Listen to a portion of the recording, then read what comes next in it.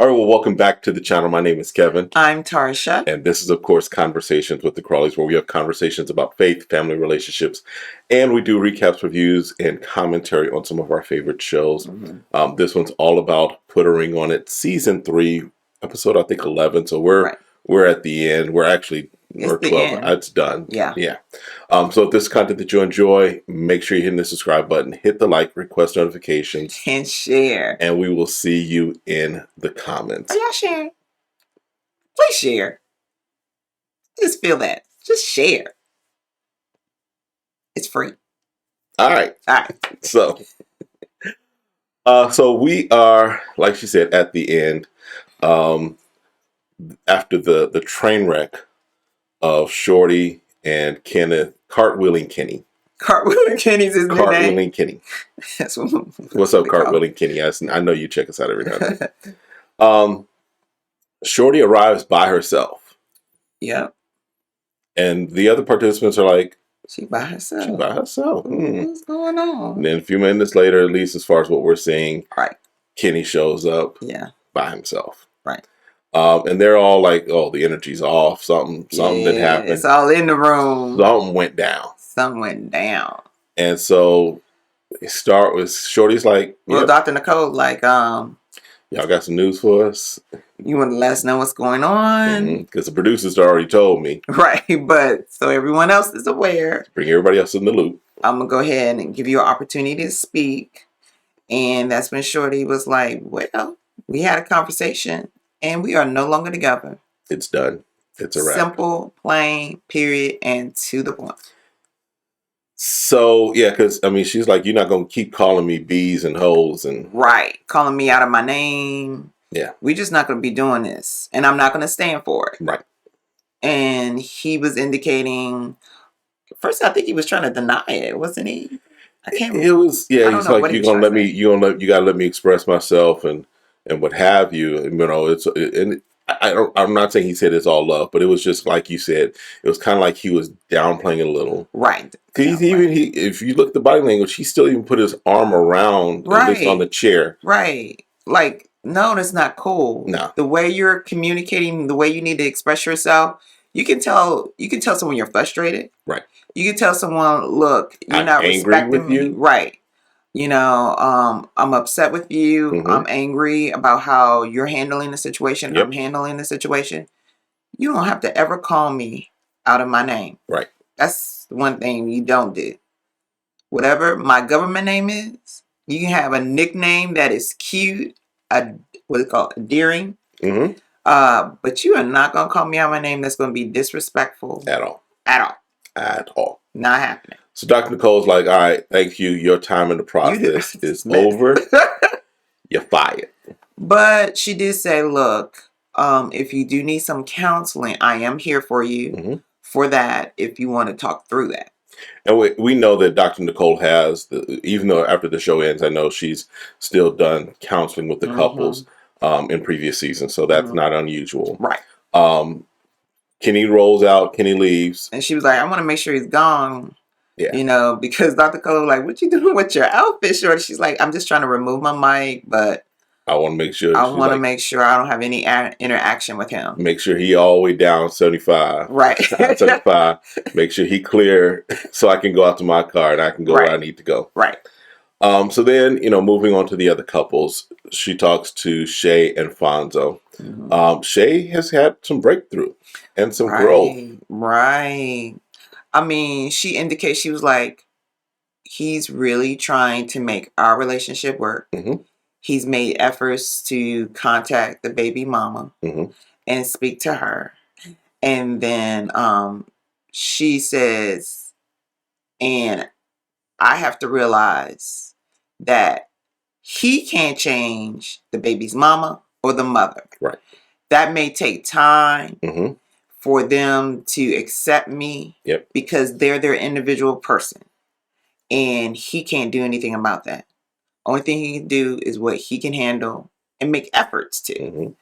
And they're looking like, oh, okay, all right. Yeah, I mean, it was like applause all the way around. Right. With some respect. They were like, clapped. finally. Because you have to realize only a person can only do so much, right? We know that he didn't do what he should have done at the beginning. Right. So did he start this? Yes. Is he going to have to work on continually clean it up?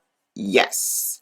But she was just saying, look, I got to realize that I have a part and he has a part. And those are the only two things we can control. Yeah. Can't control outside sources. Exactly. So So kudos to Shae for, yeah. I mean, it only took almost getting hit upside the head by a Detroit plate to make her realize some of her ways. I mean, and that's the thing. We rather take physical altercations instead of saying, where can I grow? Yeah. Where can I mature in? Because I'm sorry, I've seen 50 and 60-year-old women fighting, and they shouldn't have to. So for her to be able to be at that age and say, you know what, I'm going to choose a different path. Yeah. It just works out a lot better. A lot different. Yeah. So then Dr. Nicole asked about moving on to Otis and Charlie.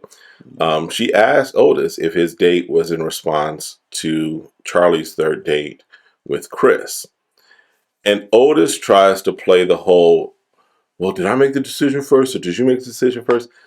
Dude, we all saw that after she made her decision, all of a sudden then you want to go on this third date with this woman who you had no energy with, no vibe with, no connection with. And everybody in there were like, come on, like laughing under their breath. Like, yeah. So Charlie talks about how she felt that Chris appreciated her, thought she was dope, and that's what she kind of got from their time together. She definitely appreciated that. Otis, in true Otis fashion, then is kind of turning it around. Well, you know, yeah, I would say that and what have you. So he kind of belittles that. And Charlie's like, this is what I would like to hear from the person I'm with. And Dr. Nicole kind of calls him out. It's like, you take it again. She's telling you what she needs. She's telling you what she values. And you diminish that, ignore it. And this is the Kevinism because of your own insecurity. Right. That's really, in my opinion, where that's coming from. Right. And she begins to cry out of frustration. It's pretty much what it ends up being. Yeah. You know, that he's not getting it. And it's just like, Dr. Nicole, she says, I think there's something in your system. And I was like, what, his motherboard is broken? Because she's like referring to him like a computer, like your mainframe. Something in the water does not compute. It is not coming on. It is, I don't know if it got a short circuit, but you're not understanding what she's needing, but you have enough wherewithal to turn it around to favor you. Yeah. And what is it going to take for you to realize that has to change? Yeah. Because you ain't catching a clue. Yeah. And the thing that I watch with, again, I watch body language, I watch how they are operating. Looking at Otis, a lot of times the way when Dr. Nicole is speaking, I get that he's hearing, but he's not listening. It's almost like he's like, okay, I'm just going to sit here and I'm going to take in what you say, but I'm not going to really process it. Or maybe I don't have the ability to process that. I don't know. But yeah, even Fonzo's like, yeah, I get why she's feeling that. Fonzo's like, I get it. Right. I'm understanding. Right. So what's wrong with your motherboard? Why is it not processing? Why I'm pushing keys and it's just not getting where it needs to go? You're not understanding where you need to be moving. Right.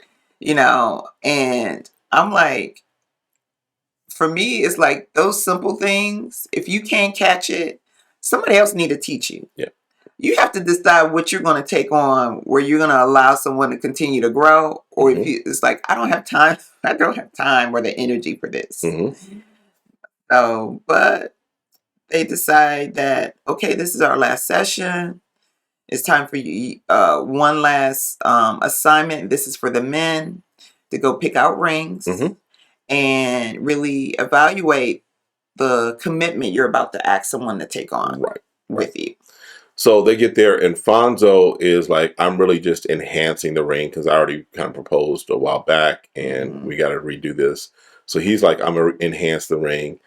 You know, show me the diamonds. Well, because Fonzo said, I know my diamonds. I know my clarity. I know my cut. I know what I need to look, what it need to look like. So Yeah. he's just telling Julia, he's like, oh, here's my diamond. I need you to do this. I need this clarity. I need Yep. this cut. And, go ahead and bring that out. Bring them numbers. Crunch those numbers for me. And so, and then And Otis was just along for the ride. Otis was like, let me look at this one. I'll look at that one. Who paying for this? Is put a ring on it, paying for the ring. Will, you got this? Will Packer, you got this? What's my limit, Will? Right.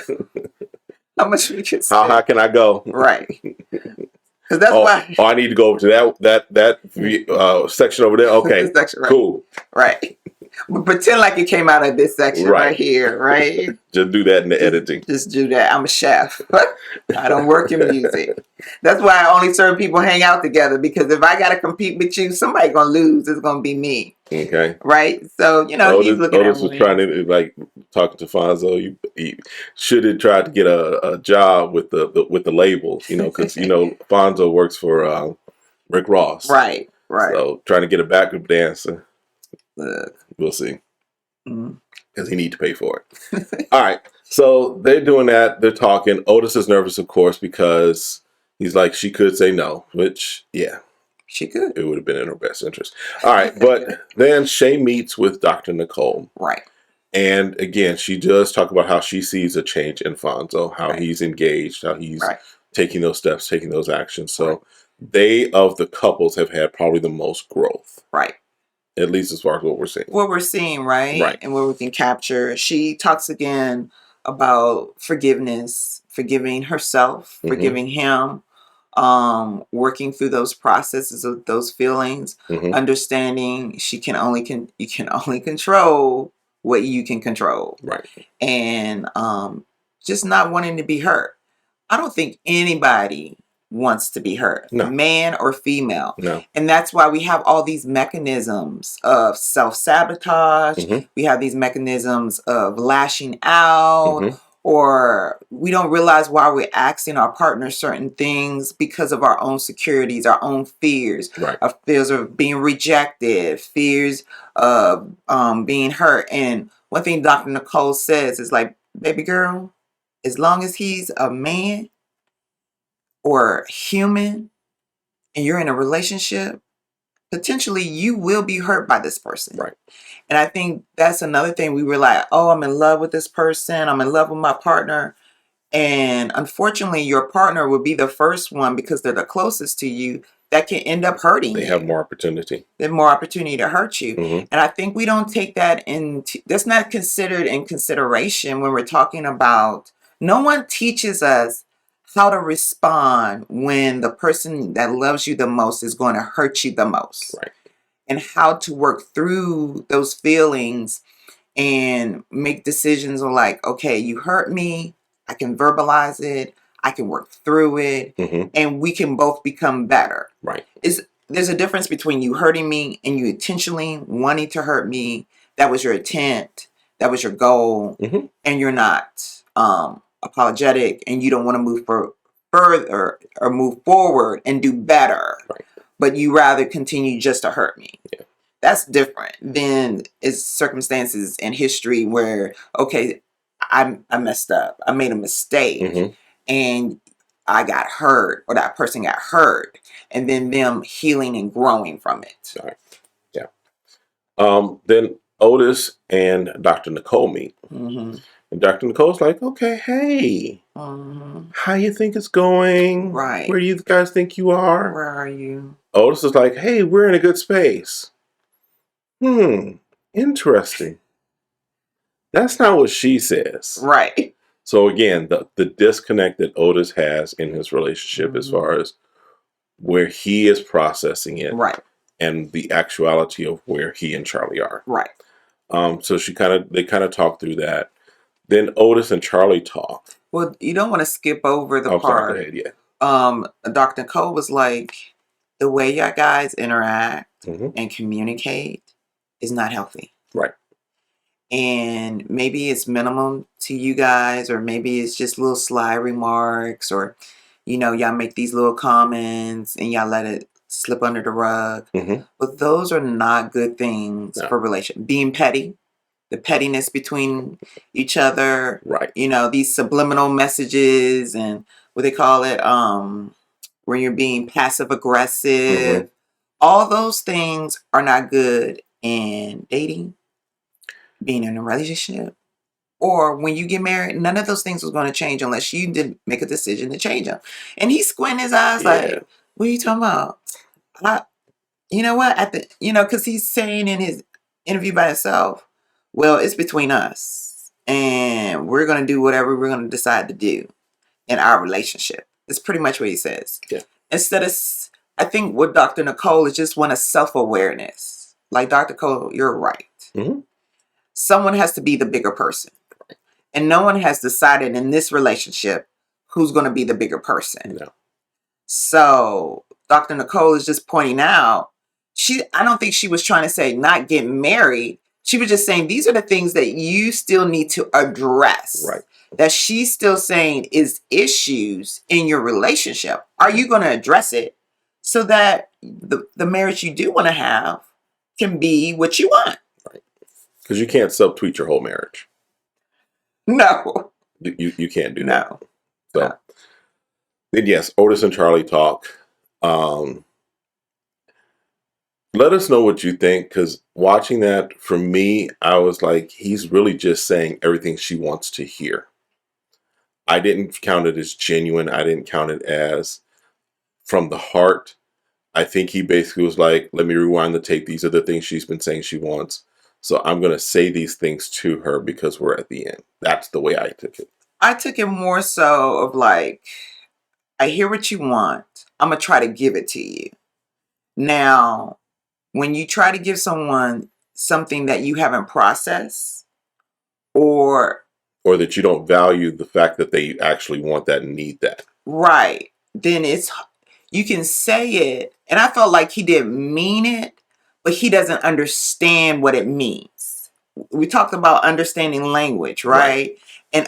But you got to also have an understanding of it. And it has to become personal to you. True. It has to become important to you. Right. Because right now it's only important to her. And he's only sharing what he feels is important. But when she's not nagging him about it, I feel like he's not going to value that it's going to, I have to keep priming you to give you what what I need. Right. So that's how I'm taking it based off of what we're seeing from him.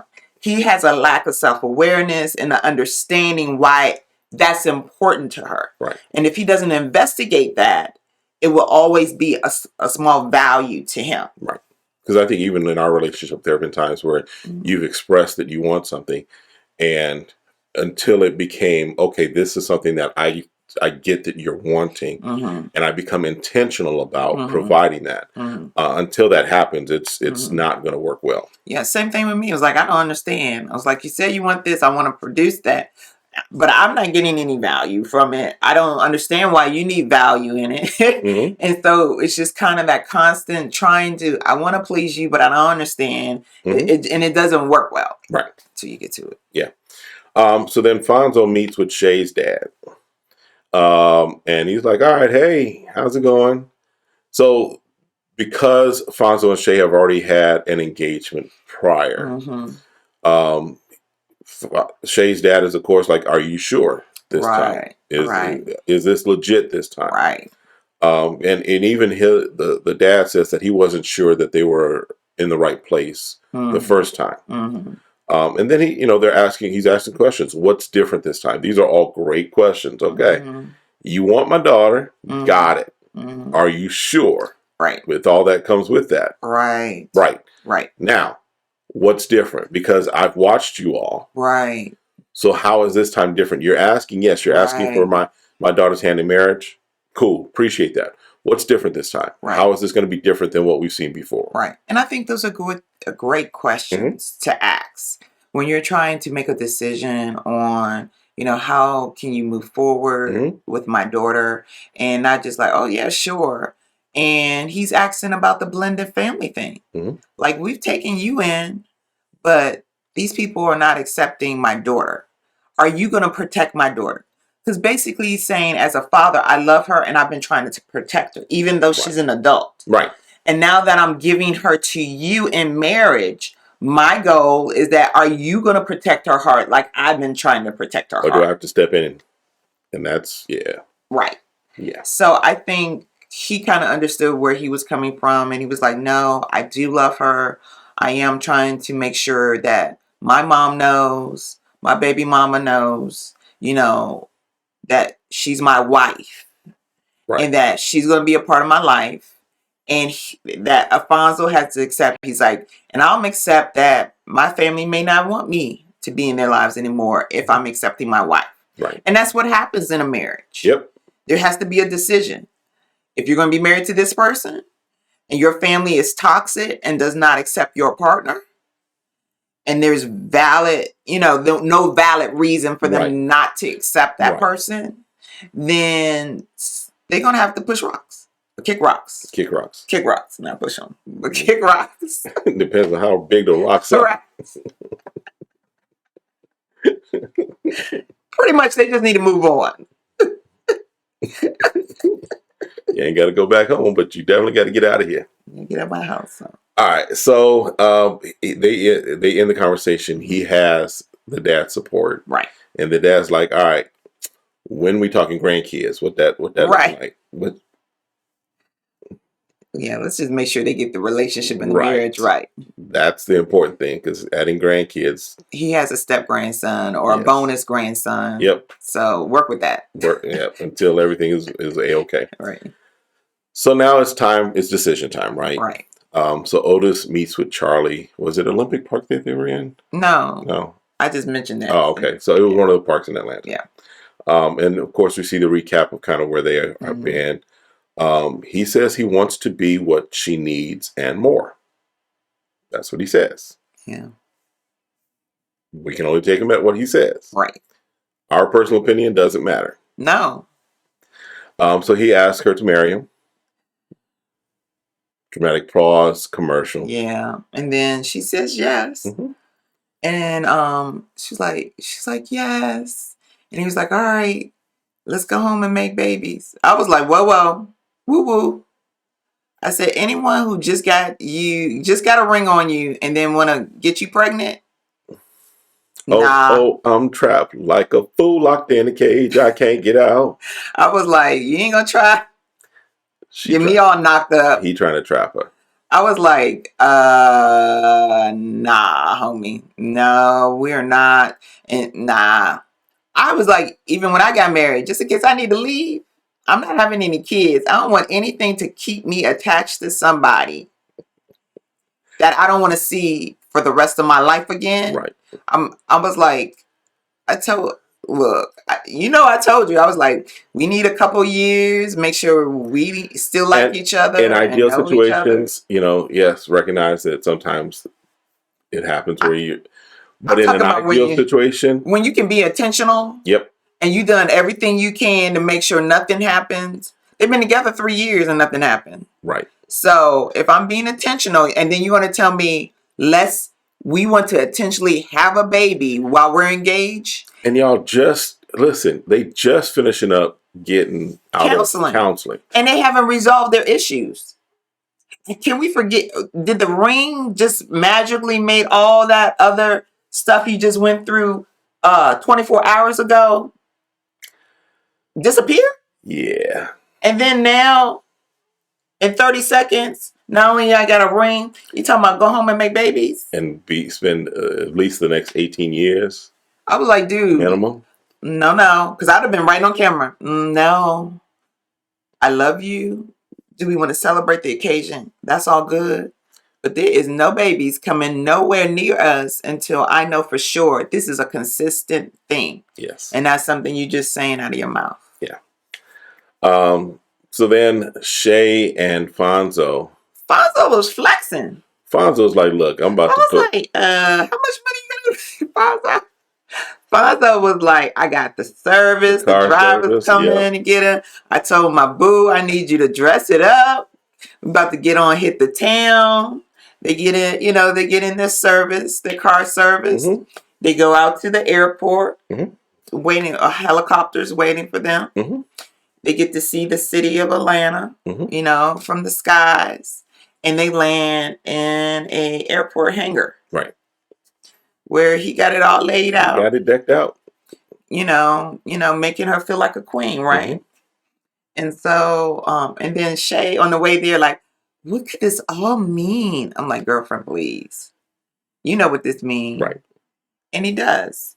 He proposes. He proposes. He upscaled that ring. So now, did the box have like its own light in there? Yes. Okay. There's boxes that come with lights now. Gotcha. Yeah. Okay. Yeah. Yeah, because that light, that diamond was like. I was like, well, what did it look like before? Good Lord. Her hand gonna be heavy. She gonna have to lift weights to keep her finger up because she's gonna have problems with her finger. She does the ugly cry. I mean, the mascara running. She was like, I am crying for real, for real. She's like, I don't care about this makeup, because I think it was the sincerity of the whole transformation for the both of them, right, and really coming to the realization of that they did love each other and they wanted to work on the marriage, and Alfonso feeling like, I think, and you can speak to this, but this is how I'm going to open this question, is that I think he had to feel like he could be vulnerable with her. Yes. And trust his heart to her. Right. And I think that's a hard thing for a man to do, right? Right. He's going through the emotions of, oh, well, this is what a man does. But when he truly finds someone that he loves, he wants to be vulnerable and he wants to be a better man. Well, I think there's other factors in that as well, in the fact that how maybe they got started and her accusations, her suspicions, all of those things.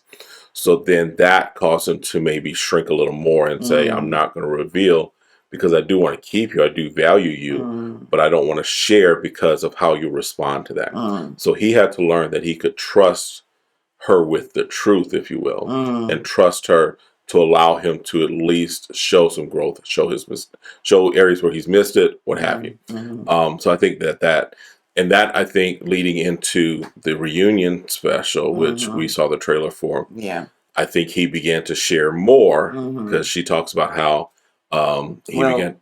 Well, we might as well talk about it because it's in the trailer, I guess. It's in the trailer. Yeah. So he talks about some things there. So the trailer looks interesting. Looks like Charlie is pregnant. Did we just talk about that? Because before we even saw the trailer, what did I say? No.